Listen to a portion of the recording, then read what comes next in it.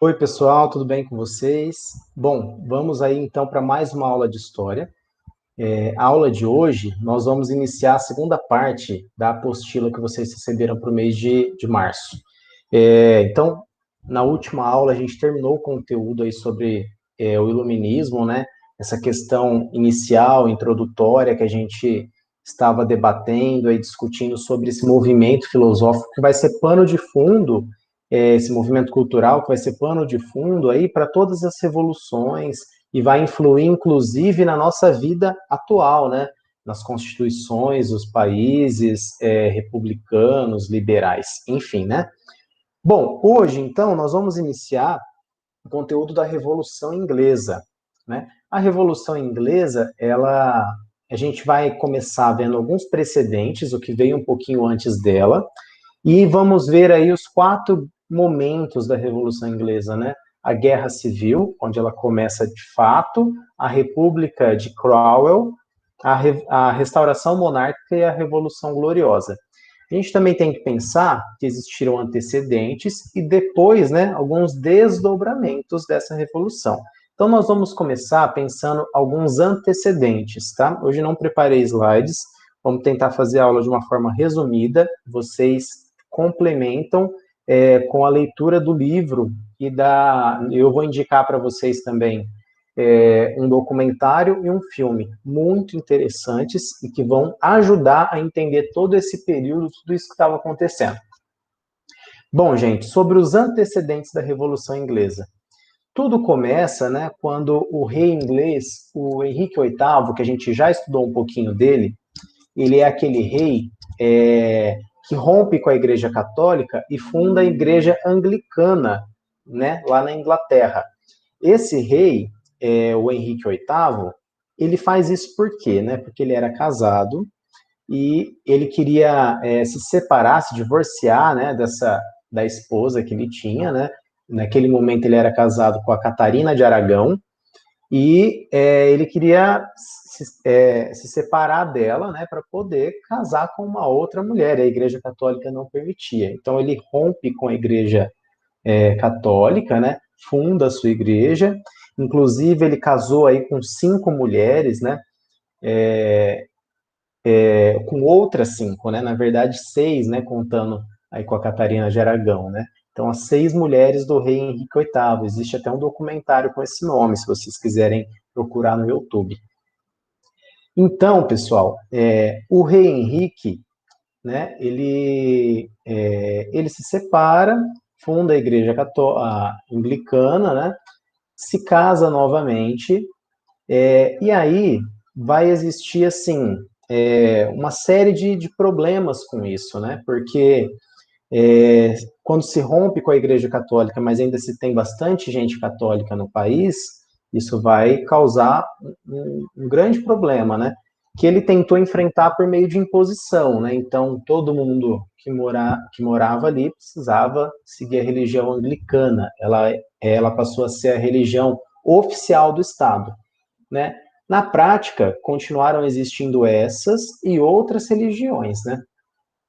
Bom, quando ele se casa, né, com a sua última esposa, Ana Bolena, ele tem uma filha, né, que mais tarde vai assumir o trono no lugar, é, o trono inglês, que ficou conhecida como a Elizabeth I, a Rainha Elizabeth I. Né? Ela também era protestante, mas diferente do pai e defendente também do seu sucessor, que é o Jaime I, ela conseguiu manter bastante diálogo aí com os católicos, né, e evitar tanta rivalidade entre as igrejas, né? Então, ela foi uma pessoa que conseguiu aí lidar bem com tudo isso, manter o diálogo, inclusive com o parlamento. O parlamento, né, esse espaço um espaço político, onde existiam as discussões, né, políticas, sociais aí daquele momento, que governava também, de certa forma, o país, ela também mantinha um bom diálogo, né? Então, ela não foi, digamos assim, uma rainha, uma governante autoritária, né? Diferentemente do seu pai e diferentemente do seu sucessor, que a gente vai ver na sequência. Quando ela morre, né, ela deixa aí o trono, quem assume foi o Jaime I, né? O que acontece, pessoal? Um pouquinho antes, ainda com a Rainha Elizabeth, esse clima amistoso possibilitou aí uma série de avanços, né, na Inglaterra. Então, um início aí de uma industrialização, a questão comercial, né, a exploração das colônias, né? Então, assim, foi um momento muito próspero para a Inglaterra. Assume o rei Jaime I. O rei Jaime, ele já tem essa postura absolutista e autoritária. Vocês perceberam que surgiu uma nova palavra além do absolutista? O autoritário, né? Então, ou seja, né, como que uma extensão dessa questão absolutista, né? Esse rei, ele ia lá e governava de acordo com as suas vontades, né? Então ele tenta justificar o seu poder, lembra, com aquela teoria do direito divino, né? Em que o poder, né, real, né, ele vem de Deus. Então, o rei, ele é representante de Deus na Terra, por isso ele tem esse poder e ele deve ser absoluto. Mas a Inglaterra já tinha se desenvolvido de algumas formas aí, politicamente, que já não tinha volta, o parlamento tinha força, né? O que o parlamento faz? Eles vão e criam aí, né, uma petição de direitos, na qual eles tentam restringir aí os poderes do rei, né? Então, assim, o rei, por exemplo, né, eles colocam algumas limitações, algumas questões sociais, né?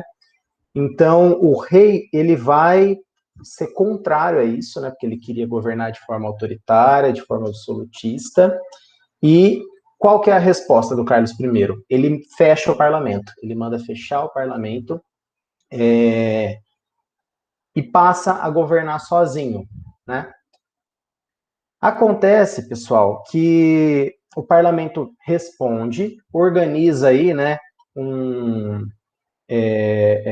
uma frente de enfrentamento, né, para as batalhas que foram travadas, né? Porque quando o rei fecha o parlamento, ele manda para lá algumas tropas. Essas tropas eram formadas aí pelos católicos e pelos anglicanos, né? Já o parlamento, os opositores, eles vão então para o enfrentamento e eles juntam aí uma outra questão religiosa, né? Uma outra linhagem religiosa que também é protestante, mas são os puritanos, principalmente, que vão estar à frente aí, e os presbiterianos, né? Mas existiram outras religiões aí que vêm somar com essa luta aí a favor do parlamento. Então, as primeiras batalhas, os puritanos, junto com os presbiterianos, né, o pessoal do parlamento, começa a perder. Então, o rei começa a crescer, começa a dominar um pouco, e o que eles fazem? Eles chamam, né, um líder, uma pessoa para liderar esse movimento, né, para liderar o pessoal aí, né, esses opositores, o pessoal do parlamento contra o rei, que é o Oliver Cromwell, né, pessoal? Então, o Oliver, ele vai ser, assim, o Cromwell, né, ele vai ser uma figura muito importante, porque ele era assim, do exército, né, então ele já tinha muita afinidade com guerras e com tudo mais, então ele vem para somar, e ele vem ser o grande líder, né, que vai liderar essas batalhas, e acaba revertendo e conseguindo aí sair, assim, digamos, vitorioso quanto às forças do rei. Então, eles pegam aí eles utilizam desse momento para prender o rei, né? Pela primeira vez na história do Ocidente, um rei foi preso, julgado, condenado e decapitado. Então, quando o rei Carlos ele é condenado, a pena dele é a morte, a decapitação, né? E aí, pessoal, começa o segundo momento, né? Passamos pela Guerra Civil, chegamos na República de Cromwell. O Oliver Cromwell, ele vai se tornar o governante naquele momento na Inglaterra, né? O que que ele faz? Algumas medidas. Ele transforma a Inglaterra numa república, então acaba as dinastias, acaba a questão dos reinados, né? Desses cargos que existiam aí dentro das famílias reais, e passa a ser uma república, tendo ele como governante. Uma outra questão muito importante, que ele decreta o ato de navegação, que era isso, né? Resumidamente, todo transporte marítimo, tudo que fosse comercializado, que precisasse passar pelo mar, tinha que ser por navios ingleses. Então, a Inglaterra cria aí uma certa proteção, né, nessa questão marítima, expande muito e ganha muito com isso, né? Ganha muito dinheiro, e isso impulsiona o comércio, a indústria que estava se fortalecendo, né? Começou um pouquinho antes lá com a Elizabeth, que já existia no país. Mas aí vai acontecer também uma segunda questão muito interessante. O Oliver Cromwell, que era contrário ao poder absolutista do rei, passa a agir de forma autoritária. O que significa isso, né? Ele foi lá e fez a mesma coisa que o rei naquele momento.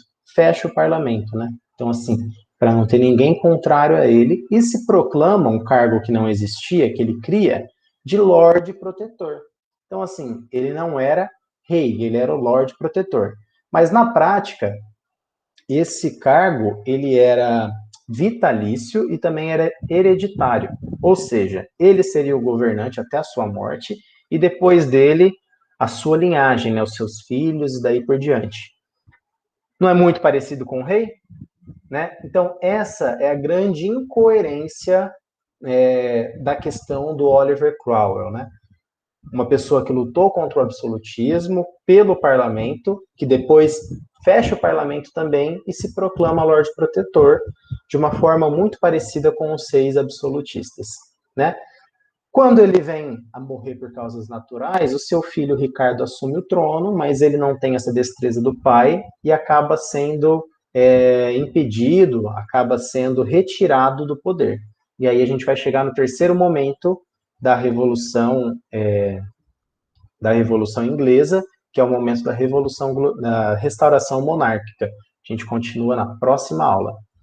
Pessoal, para terminar, deixei aí para vocês dois links, né, de um filme e um documentário muito interessantes. Um vai falar sobre a Rainha Elizabeth, então, esse primeiro momento, né, que antecedeu a Revolução Inglesa. Vai falar um pouco aí da questão do Henrique VIII, de como que ela lidou, como foi difícil, né, ser uma mulher no poder. E depois disso, eu trago aí um filme que retrata um pouco da vida aí, de como foi esse momento da República de Cromwell, né? Desde da Guerra Civil até a República. E a gente continua na próxima aula. Façam as atividades com calma, estudem. Sempre que precisar, a gente está à disposição. Um abraço, tchau, tchau.